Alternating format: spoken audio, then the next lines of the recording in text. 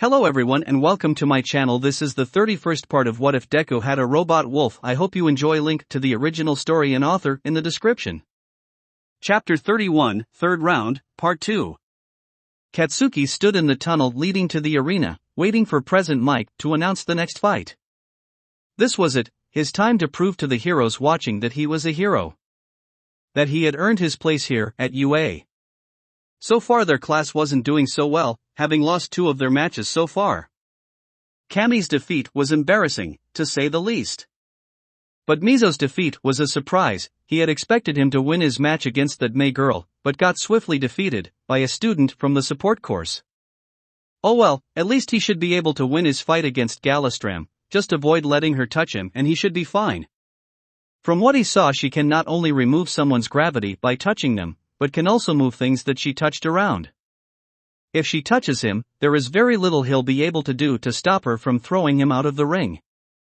That is if she doesn't forfeit the match like that grape juice boy.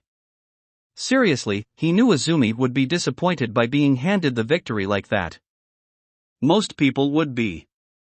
He especially would be pissed off by such a move. And why did he even forfeit anyway? If he wasn't going to fight B, why did he not say something sooner? If he had dropped out earlier, then he could have allowed someone else who was going to fight to participate instead of wasting everyone's fucking time. Well, at least he wasn't an absolute dick and forfeited the match during the final round of the third event.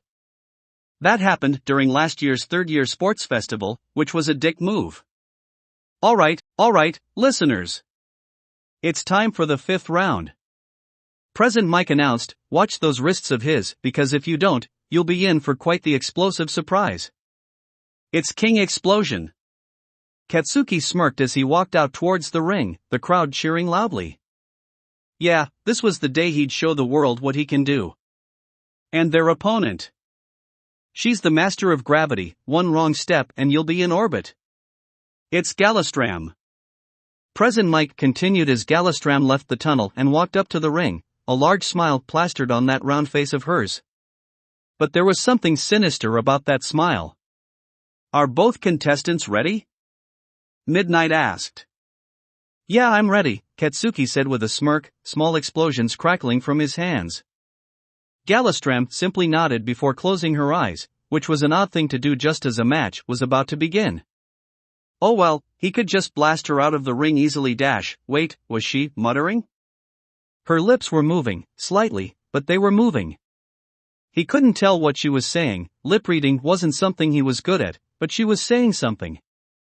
Well then, Midnight said in a sultry tone as she raised her whip before quickly lowering it. Begin. Galistram's eyes shot wide open and looked directly at Katsuki. Gone was the smile, replaced with an angry snarl. The kind he was far too familiar with. It was the kind he used a lot back in the day, mainly when he was speaking to Izumi. And it terrified him to be on the receiving end of one. He stumbled backwards a bit in shock. She didn't just hate him, she despised him. He quickly returned the snarl with one of his own and shot himself forward with 2 explosions, right arm ready to unleash an explosion right into Galistram's round face. What he did not expect, however, was for her to jump straight at him, still snarling. Caught off guard, he quickly outstretched his right arm and prepared to explode her. But she was fast, very fast. He was unable to stop her from grabbing his extended right arm, slinging him over her and slamming him into the ground. Katsuki gasped as the air smashed out of his lungs. That hurt, a lot more than it should have. Katsuki Bakugo. Galistram growled, floating above him always starts his fights, with a right hook. How the hell did she know that? Katsuki thought as he floated up, quickly realizing that she had used her quirk on her. Oh hell. He thought before he was suddenly thrown from the ring and slammed down against the ground. Whatever air he had managed to regain was quickly slammed out of him once more. Galistram floated down onto the ring and pressed her fingers together. Release, she said as gravity returned to both of them. King Explosion is out of bounds. Midnight announced as Katsuki groaned, slowly sitting up on the ground. Galistram takes the match. Katsuki gritted his teeth as he looked back up at the ring, Galistram still glaring at him before she turned and walked back towards the tunnel. Fuck. He cursed before he stood up on wobbly legs and limped back towards the tunnel. Galistram clearly had it out for him, and he could easily see why. She was a friend of Izumi. He couldn't tell when they became friends, but it was clear that they were close. And she knew the pain he put Izumi through. He didn't know how she knew. Maybe Izumi told her, but that was unlikely. It was more likely that she accidentally muttered it out by accident, and Galistram heard it. And finding out where she found out how he always started his fights was easy. She got it from Izumi as well. No doubt after 10 years of abuse Izumi had torn apart his fighting style. She was good at that, tearing people's quirks and fighting styles up, analyzing them until she knew how their quirks worked, their strengths and weaknesses, how to improve them, and how to take them out. A chilling thought entered his head. What if, through his actions, he had caused Izumi to become a villain? She would have been a terrifying foe to face, breaking down heroes and their quirks, understanding their weaknesses and bringing them down. He shivered at the thought. If that had happened, then that would have bruised his ego, being responsible for creating a fucking villain that was very fucking good at analyzing people's quirks. Yeah, that'll be fucking terrifying, and guess who she'd like to torment? Him. He stumbled past a pair of medical bots carrying a stretcher. I'm fine, you damned bots. He growled as he walked past. I can make it to the medical bay myself. He stormed off towards the medical bay. He was going to need some healing after that.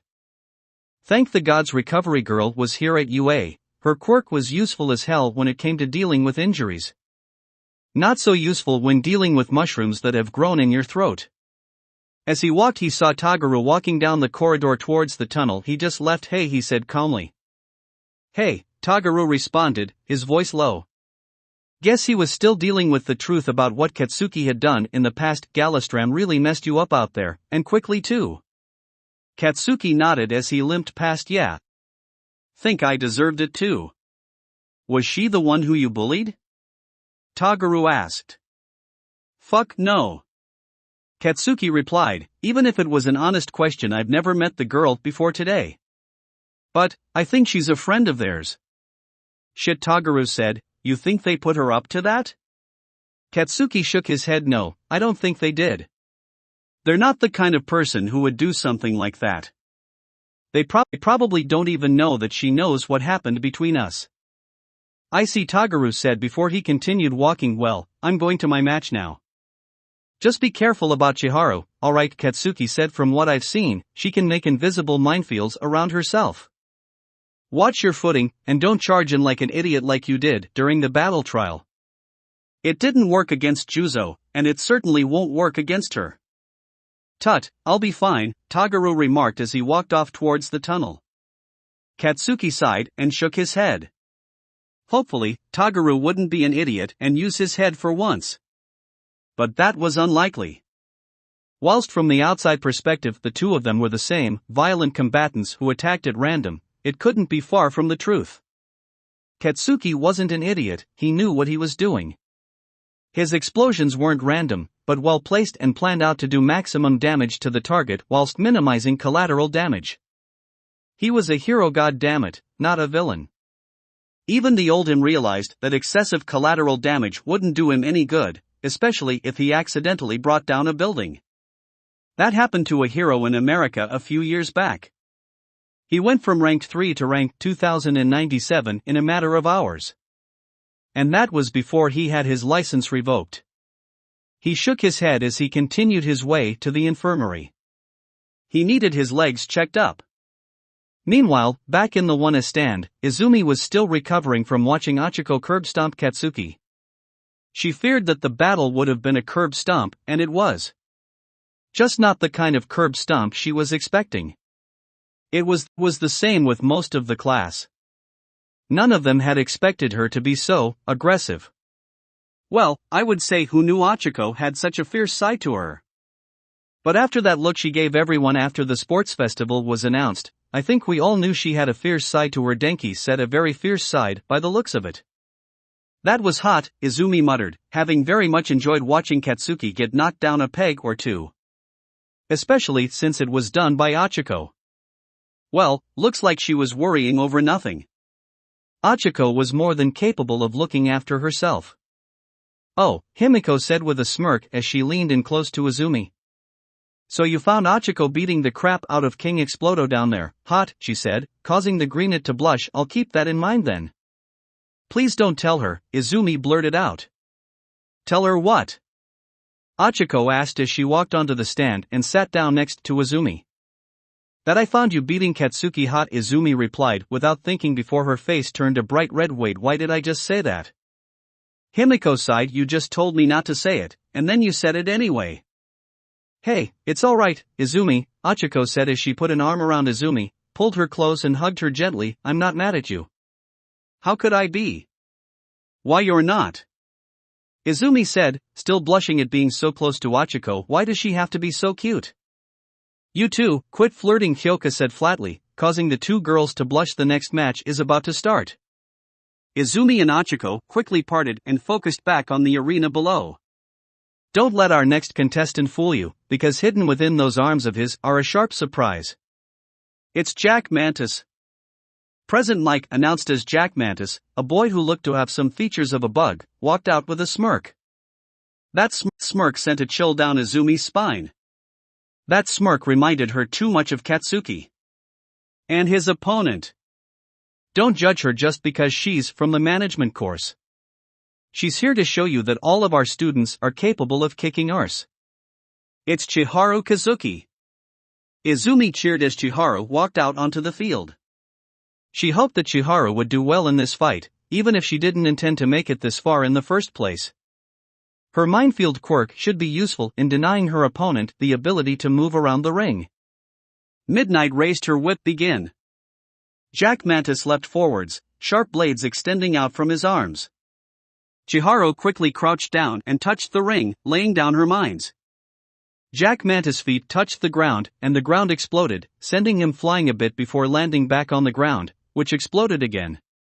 Each explosion sent the boy flying through the air and back onto the ground, only for the ground to explode again and send him flying again. Jack Mantis is getting thrown around. Present Mike said, he's not even being given a chance to strike back. He's stuck in a death loop, Eraserhead remarked. Chiharu clearly has control over where her mines go and is placing them underneath Jack Mantis before he lands on them. The only way he can get out of this is if she runs out of mines, he said, realizing that he was going to have a few words with Tagaru after this about tactical planning, and not rushing in like an idiot. That kind of attitude would get him killed out in the field. Jack Mantis continued to get sent flying all over the ring before the last explosion sent him out of it. Jack Mantis is out of bounds. Chiharu Kazuki takes the match. Midnight announced. Chiharu let out a breath she didn't know she was holding, followed by suddenly suffering a full-on panic attack, because she realized she would be fighting Achiko next. Who could YET her into orbit if she wanted to? I think she's having her panic attack, Kyoka remarked as Chiharu shakily left the field. Her heart rate just skyrocketed. I think she's realized she's fighting me next, Achiko said, and thanks to how my quirk works, I can basically fly when I touch myself. I can fly over her mines and kick her out of the ring. Being able to turn off someone's gravity and control where they go is OP, Hanta remarked. Speaking of moving things around, Nito said, I used your quirk during the first round, but I was unable to move those I used it on around, plus I almost threw up upon releasing it. You were probably not used to using it on yourself, Achiko said. I've been using my quirk on myself a lot and it took me a long time to get used to the feeling and not throw up rainbows all the time. Wait, what? Most of the class asked. You throw up rainbows? Denki asked, before getting a jack to the back of the head. Achiko nodded, rubbing the back of her head. Yeah, it's a bit embarrassing to admit, but yes, when I throw up my puke looks like rainbows. It's something I inherited from my father, she said with a somber frown, before smiling again. So yes, you're probably not as used to it as I am. As for the moving things under my quirk's effects around, that's not an easy thing to do. It actually took me a long time to figure out that I could do that, and longer still to get the hang of it, and a bit more not to throw up whilst doing that. So, you might not be able to use that aspect of my quirk without extensive training. Ah, I see, Nito said. Guess I should have expected that. I only get a basic understanding of how the quirk works anyway. Sounds like I'm going to have to use your quirk for a while before I can use that technique. Probably won't be worth it in the long run. Looks like it, Izumi said. Not really worth trying to learn how to use the more complicated aspect of someone's quirk if you're not going to be able to use it out in the field. Yeah, sorry about that, Hachiko said. It's okay, Nito said. Every quirk has its downside. Anyway. The next match is Mina up against that Vine girl, Himiko remarked, trying to change the subject. I wonder who'll win this one? I think Mina has this one, Izumi replied, notebook in hand. Her acid should be able to melt through vines. Yeah, she might want to change her name. That could get confusing really quickly, she said before she started muttering about a variety of replacement names Vine could use. Hachiko smiled before she grabbed Izumi's head and made her look towards the arena. Names later, focus on quirks. Izumi nodded, a slight blush on her face. She really needed to get this blushing under control. Some people might get ideas. Yes, she liked Hachiko and found her attractive, but there was no way she would return those feelings, and there was no way she was going to risk their friendship by telling her. So instead, she focused on the match as President Mike announced the next match. Out first. She's mean, she's pink, and she's got the acid to prove it. It's Venus. Hey! Mina shouted loud enough for those in the stands to hear. I am not mean. I'm a friendly, good girl who's hot as hell. There was a short pause from President Mike before he continued, and her opponent. She's the green-fingered assassin of 1B. It's Vine. I take offense to that. Vine, a tall girl with green vines for hair, shouted politely, I am no assassin. I am a servant of God. Killing goes against everything I believe in. By the gods, those were terrible, Anasa muttered. I mean, those were very bad. Mike Eraserhead said, sounding tired, as always. Shut up. I believe Mike has dropped the ball with this match's introductions, Kyoko remarked with a frown. He's managed to piss off both of them. The entire class nodded. They hadn't been much impressed by Nick's introductions, and these ones were utter crap. Hopefully, the fight wouldn't be affected by this too badly. Spoiler, it didn't. Midnight soon started the match, and Mina immediately started skating around on her acid whilst shooting streams of acid towards Vine. Vine simply protected herself by forming a dome of green vines around her, protecting her from Mina's acid. Mina retaliated by sending huge globs of acid towards the dome, intent on melting the vines. The vines did not melt. In fact, Mina's acid wasn't affecting them at all. Well, that was an unexpected curveball that no one saw coming. But then again, no one expected the girl with vines for hair to have said vines immune to acid, something plants tend not to be immune to. Mina had a quick oh crap moment before she was grabbed by several vines and lifted up off the ground. She grabbed the vines holding her and tried to melt through them with her acid, but they held strong, safely depositing her outside of the ring. Venus is out of bounds. Midnight announced, Vine takes the match. While that was unexpected, Momo remarked, I thought for certain that Mina would have been able to melt through those vines. She should have, Izumi said, looking at her notebook. By all logic, Mina's acid should have been able to melt straight through those vines. Unless they are stronger or acid resistant due to mutations, ribbit, Sue said bluntly. Everyone turned to look at Sue but did not speak.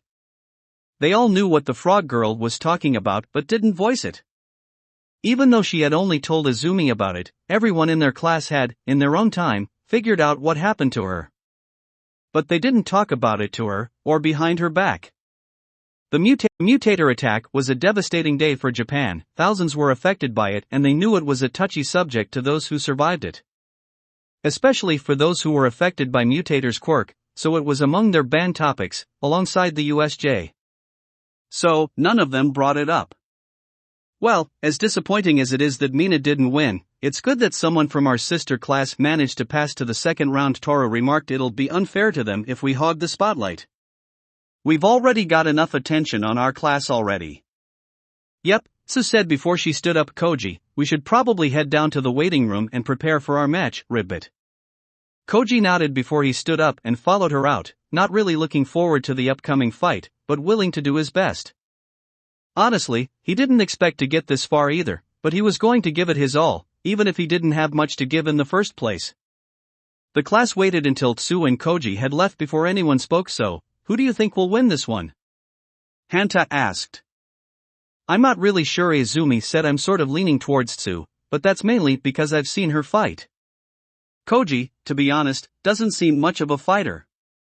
He did say that he wanted to become a rescue hero, which is perfect for him. He can get animals to help him find people trapped under rubble or lost in the wilderness. You think his quirk will work on Tsu? Denki asked. Izumi shook her head. We've tested it. It doesn't work on her. So he can't just ask her to walk out of the ring or forfeit. So he's probably not going to win this then, Denki remarked. And now, for the final match of the first round. Present Mike announced, up first, he's a gentle giant with control over animals. It's Anima. I wouldn't call Koji a giant, Toru said as Koji nervously walked out towards the ring. Gentle yes, but not giant. Mike really needs to update his material, Kyoka remarked. And his opponent. She's part frog and can jump high too. It's Froppy. Present Mike continued as Tsu walked out onto the field. Part frog and can jump high too? Hitoshi said, sounding confused. That's several levels of redundant. Frogs are good jumpers by nature. He's really running out of material, Kyoka added. Once the two combatants were ready, Midnight raised her whip and, begin. Tsu immediately shot out her tongue towards Koji, intent on using it to grab him, pick him up, and deposit him out of the ring. What she, and most people from 1A for that matter, didn't expect was for him to suddenly grab her tongue. He then proceeded to remind everyone that he was still a hero course student who got 14th place in the entrance exam, by throwing her out of the ring, to the surprise of everyone watching. Oh come on. Stop ending these matches quickly. I don't get any time to comment on them. Present Mike shouted. Ending a fight quickly is a good thing for heroics, Eraserhead interjected. The less time you spend fighting a villain, the less likely it is for civilians to get harmed by the fighting. Plus your commentary is loud, and I very much like my hearing. Ah, come on Eraser. Present Mike said, admit it, you love me. Never, Eraserhead said deadpan. He already loved one person, and there was no space in his heart for another. Mike was still his friend, just not that kind of friend. Well, Froppy is out of bounds. Midnight announced Anima takes the match. She said just as Koji rushed off towards Tsu and started frantically apologizing to her.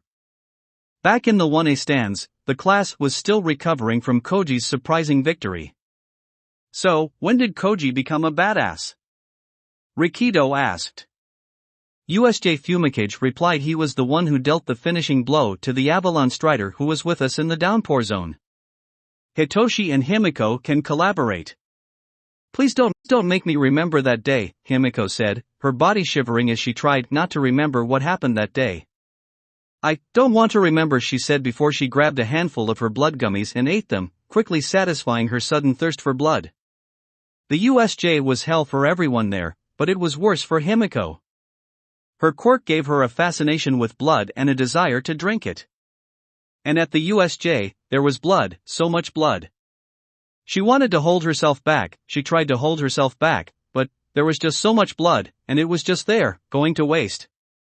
She was suddenly brought out of the memory by the feeling of something wrapping around her. Looking down, she saw dark shadow wrapped around her, hugging her. My apologies, Fumikage said with a frown. I did not intend on bringing back such dark memories. That's okay, Himiko said as she patted Dark Shadow's head. Izumi smiled. Whilst the scars of the USJ were still present, their recovery had been going well. But they were still far from recovered. They were all still plagued by nightmares of that day. But, it was good to see her classmates helping each other overcome them and aid in each other's recovery. That and the other students were giving them space, especially after the incident in the lunch hall. So, that's the end of the first round matches, Rikido said, looking up at the screen, which was currently showing the next group of matches. Yusako vs. Mei. vs. Kriati. Galastram vs. Chiharu. Vine vs. Anima.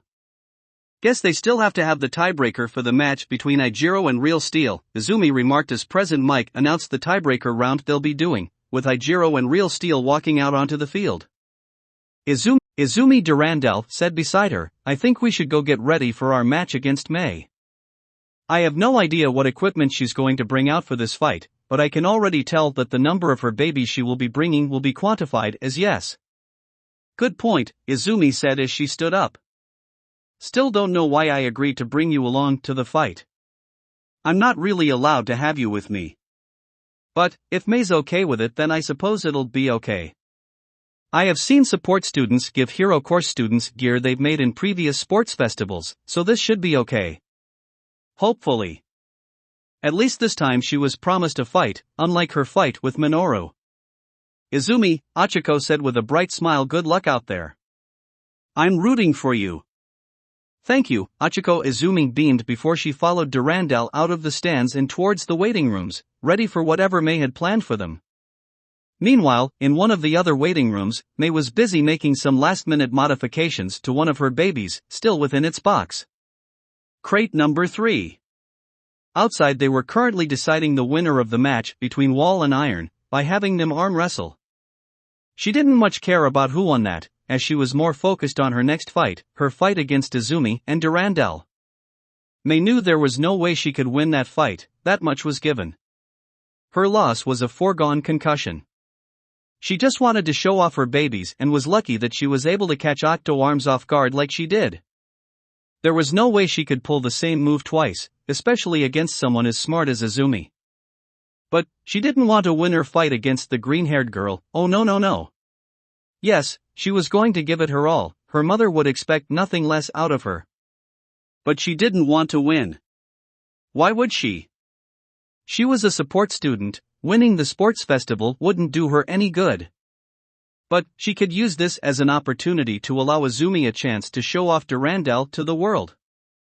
Seriously, why have a fantastic and advanced robot companion that can turn into a suit of armor and not be allowed to use it? They're hero course students, they're supposed to be here showing off what they can do, and how can they do that without showing off their support equipment as well? Come on, that's like an important part of heroics. So, she was going to use their next fight as an opportunity to show that. And she had the perfect baby to help her do that. She stepped back from the crate with a maniacal grin. Moments later the sound of servos filled the room as her baby made its first steps, and walked out of the box. Alright Isaac. It's time for a field test. That will be it for this part. I hope everyone enjoyed. If you did, please leave a like and comment if you want part 32. If you want to hear more from me, subscribe. I hope to see you all in the next one.